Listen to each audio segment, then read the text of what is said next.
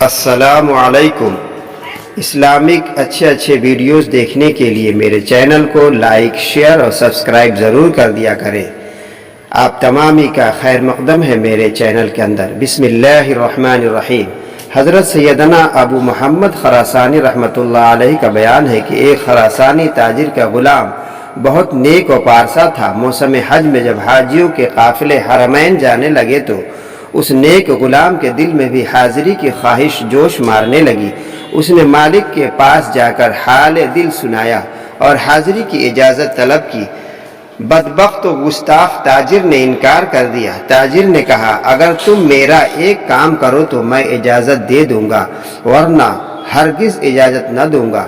پکا وعدہ کرو کہ تم وہ کام کرو گے۔ غلام نے کہا، بتاؤ کیا کام ہے؟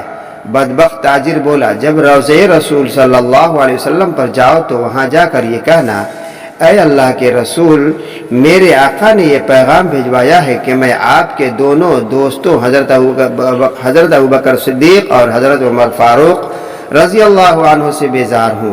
اگر میرا یہ پیغام پہنچانے کی حامی بھر لو تو میں تمہیں بخوشی اجازت دے دیتا ہوں۔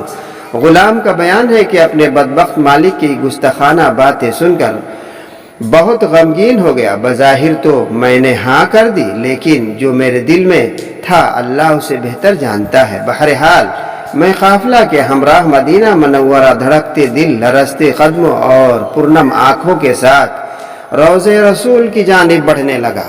قبر انور پر پہنچ کر میں نے سلام عرض کیا۔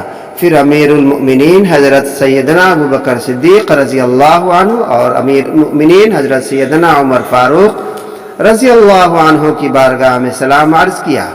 مجھے اپنے بدبخت گستاخ مالک کا پیغام بد حضور صلی اللہ علیہ وسلم کی بارگاہ میں پہنچانے سے بہت شرم آ رہی تھی، لہٰذا میں باز رہا اور مسجد نبوی میں حضور صلی اللہ علیہ وسلم کے قدمین شریفین میں سو گیا۔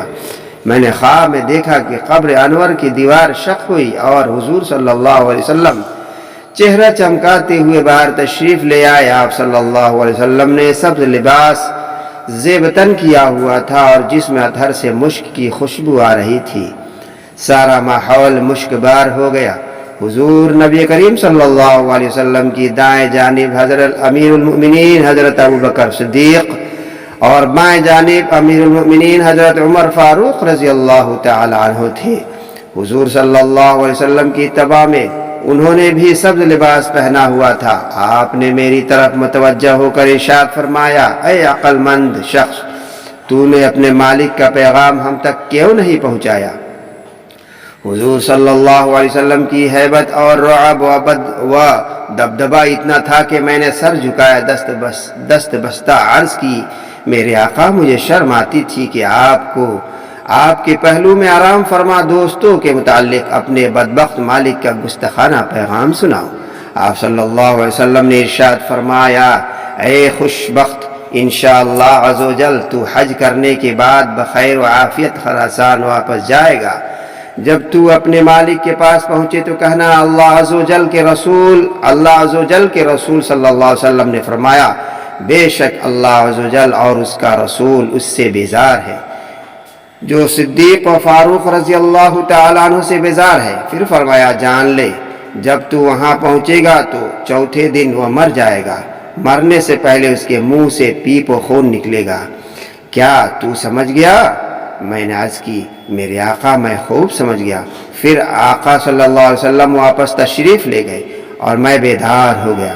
پھر میں نے حج کیا اور واپس خراسان آ گیا۔ میرے بدبخت مالک نے 2 دن تک مجھ سے کوئی بات نہ کی۔ تیسرے دن پوچھنے لگا، میرا پیغام پہنچایا یا نہیں؟ میں نے کہا، میں نے تمہارا کام پورا کر دیا۔ کہا، وہاں سے کیا جواب ملا؟ میں نے کہا، اگر وہاں سے ملا ہوا پیغام نہ سنو تو تمہارے لیے بہتر ہے۔ کہنے لگا، نہیں، مجھے بتاؤ تمہارے ساتھ کیا واقعہ پیش آیا۔ میں نے واقعہ سنانا شروع کیا۔ جب میں نے یہ بتایا کہ رسول اللہ صلی اللہ علیہ وسلم نے فرمایا، اپنے مالک سے کہہ دینا کہ اللہ اور اس کے رسول صلی اللہ علیہ وسلم اس سے بیزار ہیں جو میرے دونوں دوستوں صدیق و فاروق رضی اللہ تعالیٰ عنہ سے بیزار ہے، تو میری بات سن کر وہ بدبخت و نامراد قہقہے مار کر ہنسنے لگا۔ پھر اس طرح بکواس کی، ہم ان سے بیزار ہیں اور وہ ہم سے بیزار ہو گئے، اب ہم سکون سے رہیں گے۔ اس بدبخت کی یہ بات سن کر میں نے دل میں کہا، اے اللہ عز و جل کے دشمن، جلد ہی تو اپنے انجام کو پہنچنے والا ہے۔ حضور صلی اللہ علیہ وسلم کے فرمان کے عین مطابق چوتھے دن اس بدبخت کے چہرے پر گندے پھوڑے نکل آئے اور اس کے منہ سے پیپ اور خون بہنے لگا۔ بالآخر ظہر کی نماز سے قبل و گستاخ و نامراد بڑی ذلت و آمیز اور عبرت ناک موت مر گیا۔ بعض سلف کا بیان ہے کہ میرا ایک ہمسایہ حضرت ابو بکر اور حضرت عمر رضی اللہ عنہ کو گالیاں دیا کرتا تھا۔ ایک دن اس نے بہت کچھ گالیاں دیں، میری اور اس کی ہاتھا پائی بھی ہو گئی۔ آخر میں گہرے رنج و غم میں ڈوبا ہوا گھر پہنچا۔ میں نے غم کے مارے کھانا بھی نہیں کھایا اور سو گیا۔ رات کو خواب میں رحمت عالم صلی اللہ علیہ وسلم کو دیکھا۔ میں نے آپ صلی اللہ علیہ وسلم سے شکایت کی کہ فلاں آپ کے صحابہ کو گالیاں دیتا ہے۔ پوچھا کس کو؟ میں نے کہا حضرت ابو بکر صدیق و عمر رضی اللہ تعالی عنہ کو۔ آپ صلی اللہ علیہ وسلم نے مجھے چھری دی کہ اسے ذبح کرو۔ چنانچہ میں نے چھری لی اور اسے لٹکا کر خواب میں ہی ذبح کر دیا۔ میرا ہاتھ خون میں بھر گیا۔ پھر میں نے چھری زمین پر ڈال دی اور زمین سے ہاتھ پوچھنے لگا۔ آنکھ کھل گئی، سنا تو اس کے گھر سے رونے کی آوازیں آ رہی تھی۔ میں نے پوچھا یہ کیسی چیخ و پکار ہے؟ لوگ بولے فلاں شخص اچانک مر گیا۔ صبح کو میں نے آ کر اسے دیکھا تو ذبح کی جگہ نشان موجود تھا۔ اللہ تعالی ہم تمام کو کہنے سننے سے زیادہ عمل کی توفیق عطا فرمائے۔